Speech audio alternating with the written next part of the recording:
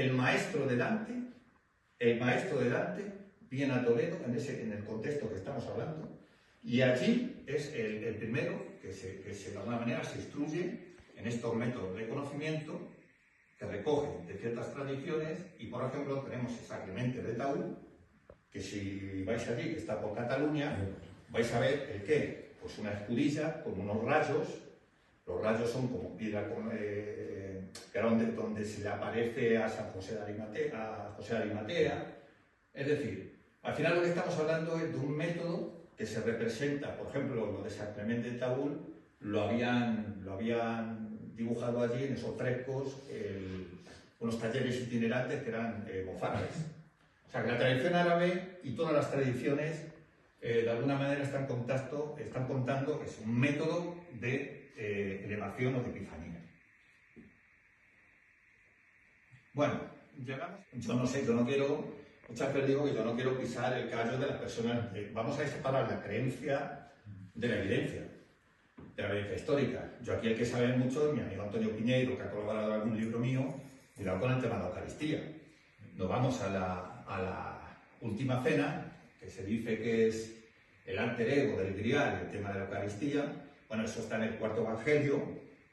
Antes lo habíamos hablando Ana y yo en el coche, y yo decía, a ver, Ana, yo no quiero ser hereje, pero la realidad es que en el cuarto evangelio es donde se habla de alguna manera, que es el menos testificado, es el menos creíble, como dice Antonio Piñeiro, y la Eucaristía está solo en San Pablo, en las epístolas a los Corintios. O sea, todos los evangelistas después le van a copiar que era su maestro precedente. Pero realmente la Eucaristía, él se la inventa por revelación. Si nos vamos al contexto histórico, la última cena se dice que fue la última noche que fue apresado Jesús. Y fue un jueves. Y todo el mundo dice, esa es la sede de la Pascua, ¿no? La sede de la Pascua, en aquel entonces, en el siglo I, caía en sábado.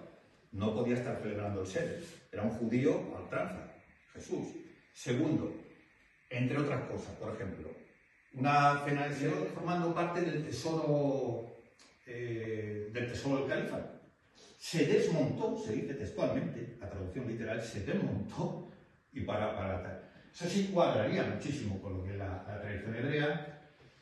Había una familia que era la que se dedicaba, bueno, normalmente, ritualmente es la mesa de los panes de presencia, los panes de la faz, que se iban renovando semanalmente. Ahí habría que profundizar un poco más. Se horneaba en una especie de molde de oro, ese pan, ese panáfimo, las ofrendas. Se llevaba 5 el sumo sacerdote, el resto se lo repartían cuando se iban renovando. Había una familia particular que era la única que podía hornear ese pan. Y luego, pues como dato curioso, también había como una especie de tubos, que eran los que van como ventilando ese pan, que también es un dato que no sé si lo ha tratado Luis Gallar. Y luego tenía cálices de oro, que eran incesiarios, por lo cual volvemos a encontrar los dos elementos, cáliz y mesa unidos otra vez, que están en el contexto judío, eso es verdad. Y luego el tema de que tenían una mano, una especie de manos, que eran las que tapaban esos panes. La mano, importantísimo. ¿Por qué la mano? Porque la mano lo es todo, en el contexto judío y en todas las religiones cananeas, antiguas, es el signo de ofrenda al Señor. En el judaísmo está el tema de, bueno, hay una fórmula que se representa en la mano, que es una bendición que solo puede hacer los de, digamos, el linaje de los Cohen y los de la alta a la media.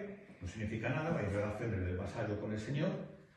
Bueno, sí, existe, pero bueno, no se la explica. Porque, entre otras cosas, es pro dominio, no es pro reino. Pero la baja a la media, que os quiero explicar bien, remanece, estamos hablando del siglo XII-XIII, con el tema de los templarios, todo ese tema, remanece lo que el concepto de patria asociado al reino. Se están reconstituyendo ya los estados-nación modernos, más o menos, los reinos, va desapareciendo el sistema feudal. ¿Y por qué quiero decir esto? Porque el tema de los templarios, yo, si sacara tiempo, a mí me metería de lleno. El tema de los templarios nacen en un contexto que para empezar es ese también, luego más tarde, que son las ferias de champán. Que ahí era un territorio, un momento en que el mercantilismo ya se estaba volviendo a fórmulas financieras ya premodernas. Y por eso dice, son los inventores de la banca, el financieros novedosos, todo eso. Bueno. La feria de champán eran las más importantes, porque eso estaban entre el Báltico, era una feria muy importante, y tal como era, y literatos, analfabetos. Y era el gran maestro último, como otros grandes maestros, es su función de guerrero. Cómo una persona iliteratus va a fraguar todo lo que es una multinacional moderna al servicio del Papa, con una fórmula de economía moderna, si no tiene detrás autores intelectuales. ¿Quién eran estos autores? Estos mercaderes de la banca sienesa, de la Gran Tabla, que ya eran banqueros del Papa, y vuélvalo del reino. Es que todo se interpenetra. En Francia, 1312, cuando ya viene todo el proceso que conocemos, contra los templarios,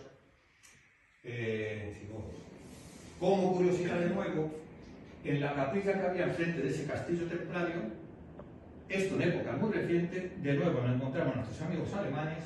¿Qué hace un alemán, amigo de Franco, íntimo amigo de Franco? Se lleva piedra a piedra toda esa capilla.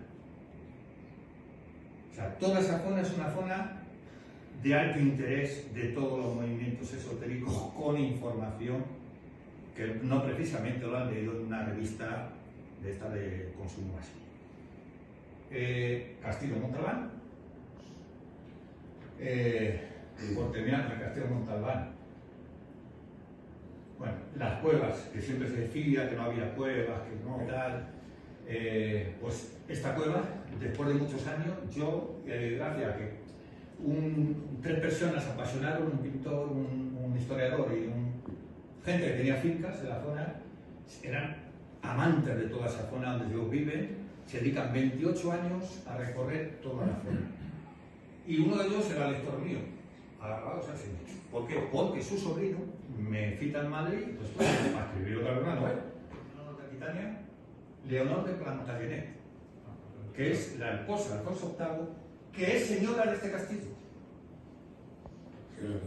Y firma con un documento en el Cabildo de la Catedral, que bueno, tiene un sentido heráldico, pero curioso, que es un sinum manis, que es como una especie también de cómo se representan muchas veces los cálifes del Grial. También, es el documento que es un sinum manis. Y luego, no solamente eso, Alfonso Jordán, que es ni más ni menos que el nieto de Alfonso VI, conquistador de Toledo, y hijo de Raimón de Sant-Gilles, que ayudó a Alfonso VI a conquistar Toledo y la Reconquista, que es el conde de Toulouse, volvemos, grial, todo círculo griálico. ¿Qué hace Alfonso de Jordán? Funda cerca de Toulouse, a 57 kilómetros, Montbard, un segundo Montalbán. Es como una réplica del lugar donde hipotéticamente pudiera estar oculto el grial.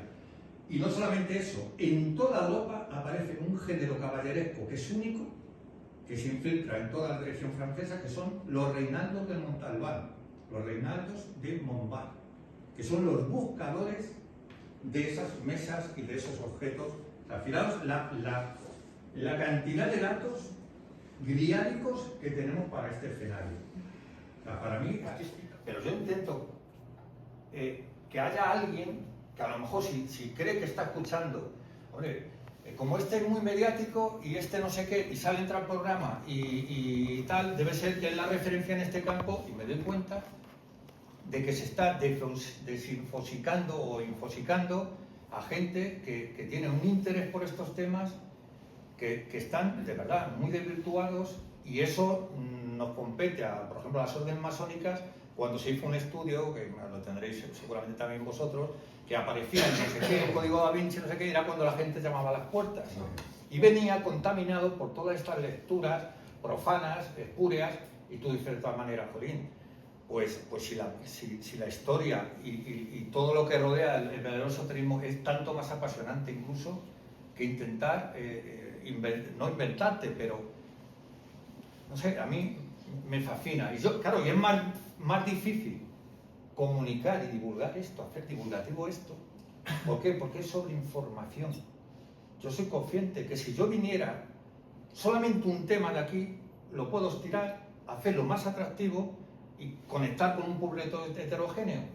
pero yo siempre soy de los que le doy el valor y el respeto a la gente que está escuchando, porque no los conozco.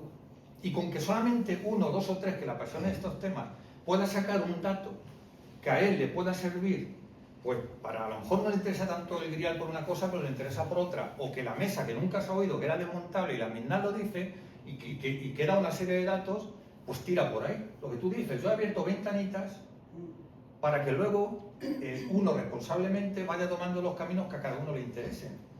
Pero yo no voy a sustituir una ignorancia por otra. Yo no voy a venir aquí que la mesa grial está ahí, que esto, y que la mesa grial es esto.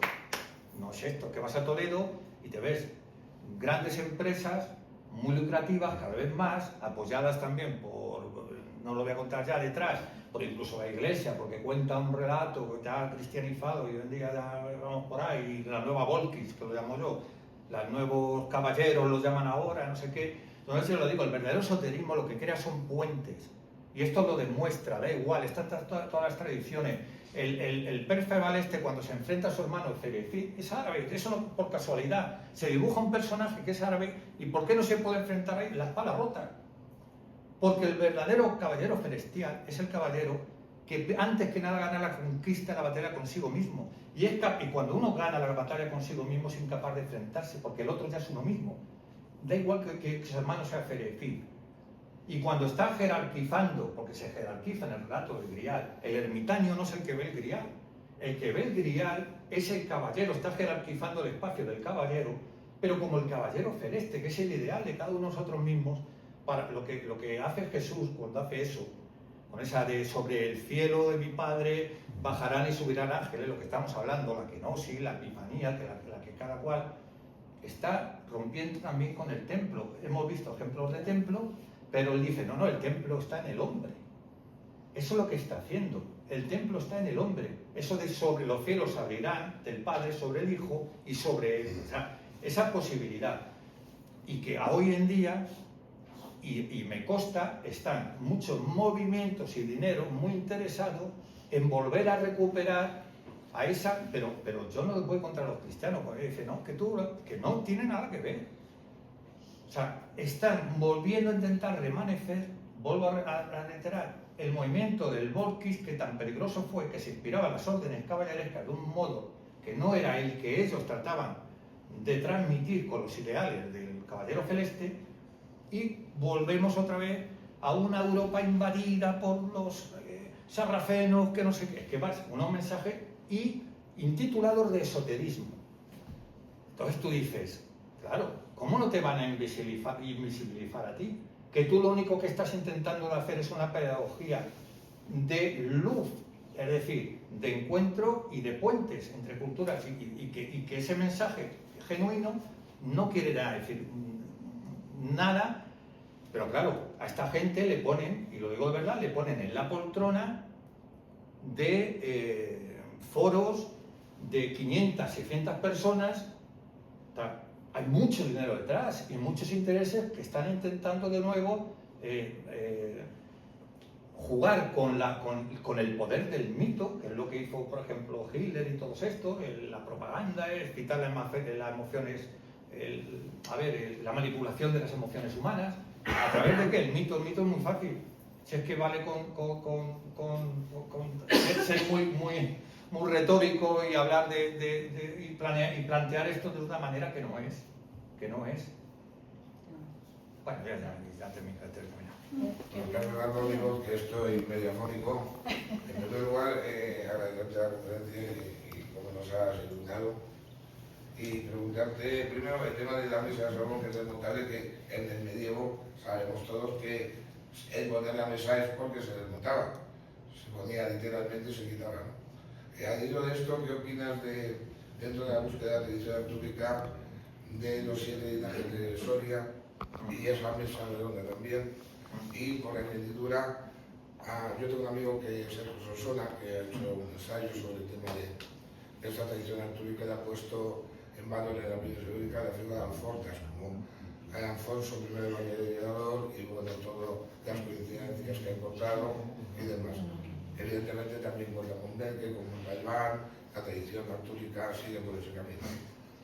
a grandes rasgos, porque llevamos Bueno, una yo- conferencia con esto, ¿no? Pero bueno. Pues yo te lo agradezco. Yo creo que sí, y me corrígeme porque no estoy muy tal, pero creo que no son los 7, sino los 12 linajes de Soria. Los 12 linajes, porque está inspirado precisamente, está inspirado, pues lo que la Baja Media, todo este ciclo artúrico inspira mucho eso en la puerta flamígera de Cusa Catedral, que llegó a desaparecer. O sea, hay mucha iconografía, mucho tiene que ver porque se pone de moda. Y además está inspirado precisamente los 12 linajes, no solamente por eso, sino para reivindicar el entronque con el mundo visigodo. Por eso. Es decir, que son linajes que de cara a la reconquista, que yo lo veía, de hecho la invasión era como el cumplimiento de una profecía, una maldición, hemos sido invadidos, entonces era el contexto, y los nuevos caballeros de los linajes estos es verdad que se los llaman la rueda, creo que es la rueda, los 12 linajes, y está inspirado profundamente en esto. Pero es que todo, porque el primer rey que sale, que creo que es Alfonso, está en el Antifonario de León, hay una representación, ahí todavía más precisa, una vez que empieza la reconquista, los primeros reyes asturianos, donde se ve que en ese antifonario, que está en León, se representa otra vez la escena de entronización con un cuerno precisamente evocando y queriendo emparentar con la ceremonia de entronización. O sea, que al final Toledo tiene mucha prevalencia por todo lo que representa, por este valor simbólico, la corte visigoda. Muchos objetos son llevados no solamente a Asturias, como el Arca Santa, Sí, la Basílica Úlica de Oviedo prácticamente intentan todo el número de reliquias que ellos puedan allí para precisamente seguir o ser depositarios de esa tradición. También hay que decir que creo que es próspero en la Tarraconense, Tarragona, que esto es muy desconocido también. También se llevan muchas reliquias que acaban en la zona de Liguria, por allí, incluso en Verona hay alguna reliquia que procede precisamente de la península. Quiero decir con esto que al final esa legitimidad y esa inspiración que tienen los flicos artúricos, ya vemos de dónde vienen principalmente. O sea, no vienen solamente de Bretaña, ni vienen de los carolingos. Bueno, mira, creo que son, y seguramente voy a meter la pata porque este dato no lo recuerdo exactamente, pero creo que son de 28 ciclos recogidos por la épica carolingia o por todo 14 están inspirados directamente en Toledo. 14. O sea, date cuenta que son palabras mayores. Y cuando digo esto, yo que sé cómo decirte, no sé, y por abundar más, y por terminar más. Y si ya no vamos a la hipótesis esa de la sangre real, de María Magdalena, de no sé qué, no sé cuánto, yo invitaría a un libro que al hombre, o sea, Joaquín Jabalois. Joaquín Jabalois es un historiador que él habla de una cosa, de unas fuentes que encuentra en la zona de Narbona, unos apoyos para un congreso de historia medieval, y hace amistad con historiadores judíos y hay una serie de apócrifos que tienen que ver con la historia del propio pueblo judío, entre ellos el Sefer HaKabalá, que es escrito por Abraham Indaud, que es de Toledo, y hace como un periplo por la historia del pueblo hebreo, mitad mitificada, mitad profecía, mitad histórica, más o menos, una mezcolanza. Bueno, pues ¿qué dice esa historia? Y parece que la acredita, porque él llega a hacer una genealogía que Auda Martel, la hija Pipino el Bebe, la tía de Carlomagno,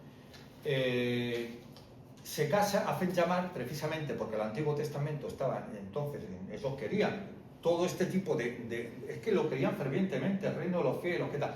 ¿Qué más podemos legitimarnos que a través de los objetos? Emparentando con la sangre misma de la estirpe de David. Entonces, esto ahí sí que hay una documentación histórica, no olvidémonos de la María Magdalena, que es Auda Martel, la hermana de Pipino el Bebe, y viene y casa con Teodoric. Teodoric es Maquir, que es un nazí, o sea, alguien de Babilonia, que tiene sangre árabe, que muda al nombre de Teodorico Maquir, Teodoric.